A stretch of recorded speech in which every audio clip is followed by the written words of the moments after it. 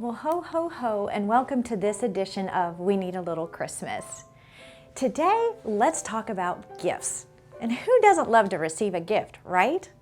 But have you ever wondered how gift giving at Christmas became a tradition? Well, today we will explore this topic together. Most people trace the practice of giving gifts for Christmas back to the 3 gifts the Magi gave to Jesus.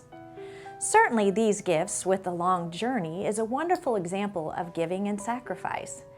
But how these wise men paying tribute to the Son of God evolved into a tradition that has influenced the retail industry worldwide is a complicated story that happened over 1900 years.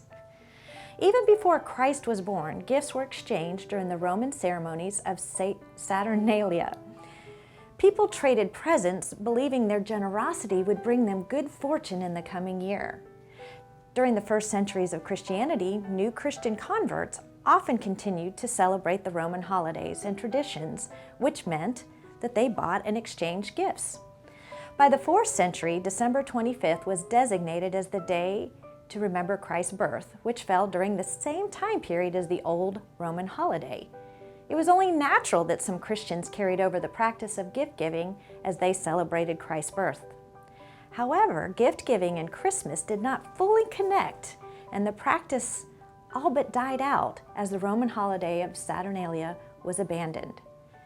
A Roman tradition that was continued was the practice of giving a New Year's gift. Gift exchanges on the first day of the year continued through the Dark and Middle Ages and right up until the rule of Queen Victoria. This tradition eventually merged into the tradition of giving presents during the Christmas season.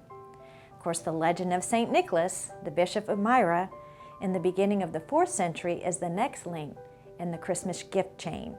Now, we have talked about him at length in other episodes. You can go back and watch and learn more if you haven't already. In a nutshell, he secretly gave gifts to those in need. He was highly beloved and respected, and the anniversary of his death, which is December 6th, became a day to present special gifts to children. During the Middle Ages, St. Nicholas Day was the most exciting day of the year to thousands of Christian children in Eastern and Central Europe.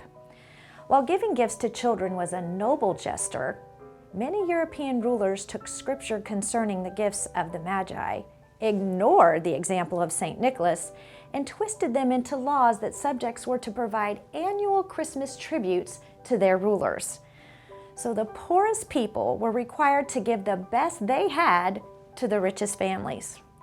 Soon, lesser royals and government appointees were demanding tributes as well.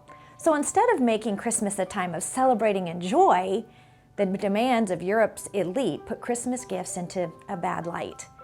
In the 10th century, a Bohemian duke, King Wenceslas, probably sounds familiar, began to change the practice of Christmas tributes. Instead of demanding gifts, he roamed his kingdom and distributed firewood, food, and clothing. He inspired others to do likewise, and on December 25th, 1067, William the Conqueror also chose to reverse the accepted Christmas giving tradition by donating large sums of money to the Pope. The actions of Wenceslas and William initiated change that would begin to take root first in Europe and then much later in England and America. During Martin Luther's era, Germans latched onto examples found in the stories of St. Nicholas and Wenceslas.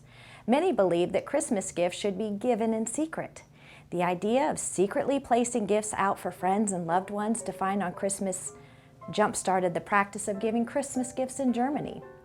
Soon, the Dutch took this tradition a step further. They hid gifts and left notes that hinted at where gifts could be found. Well, the Danes took this another step further by wrapping gifts. Their unique tradition was to put a small box wrapped into a larger one and continue to wrap and rewrap and box and rebox until the gift was huge. In many instances, there were different names on each layer of the wrapping paper. The gift changed hands many times before it finally was fully unwrapped and given to the intended recipient. That sounds fun to me. The tradition of gift giving did not spread to England or to the New World during this time, however. In regions under British rule, gifts for children were not part of Christmas season at all, mostly because of the Puritan belief that the wise men gave gifts only to Jesus, not to his family or to each other. Therefore, they reasoned God did not want his son's birthday to be a time of giving to anyone but to Christ. He also did not want his people to celebrate on this day, the Puritans argued. It was to be a day of solemn reflection, and gifts were forbidden and would remain so until well after the American Revolution. In England and America, many people did receive gifts after Christmas. Some families gave small tokens to children on January 6th, the 12th day of Christmas, the day of the Epiphany. Christians who followed the 12 days of Christmas gave presents on this day because they believed it to be the day, 12 days after Christ's birth, when the wise men arrived with their gifts.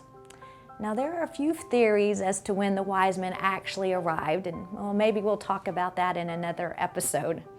While gifts were exchanged in America in January, gift giving was still foreign to most as a Christmas tradition.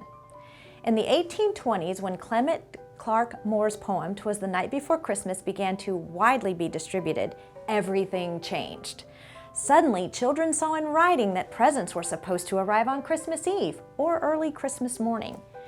Dickens' A Christmas Carol gave even more validity to this idea.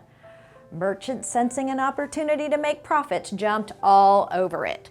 Santa began to make appearances at stores, and just after the Civil War, America began to be the center of the Christmas gift-giving universe. Presents caught on in England during the 1880s, and by the turn of the century had replaced New Year's as the primary gift day. With Christmas taking over, the almost 2,000-year-old practice of giving gifts on New Year's disappeared. By 1900, with catalogs, large stores, mail service, and better-paying jobs, the Christmas season became the most important sales time of the year. Buying gifts for soldiers fighting in a world war extended the Christmas season even more. During World War II, the post office declared that for troops to receive their Christmas presents on time, they would have to be mailed very early. In response, the stores put up holiday displays even before the beginning of December, and the month-long Thanksgiving to Christmas selling season arrived. Today, shoppers spend more than $4 million per Christmas shopping day during the holiday season in the U.S. alone. While many think Christmas gift-giving is total commercialism and cause a great deal of stress, when put into proper perspective, these gifts can open the door to teaching about the real meaning of the holiday. Christ was a king who came not to take, but to give.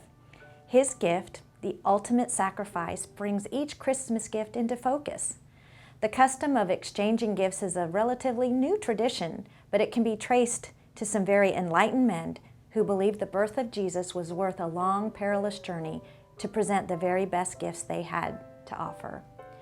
We hope as you exchange gifts, you experience the joy of Christmas, that you give your best and bless those around you. So Merry Christmas to you today and every day.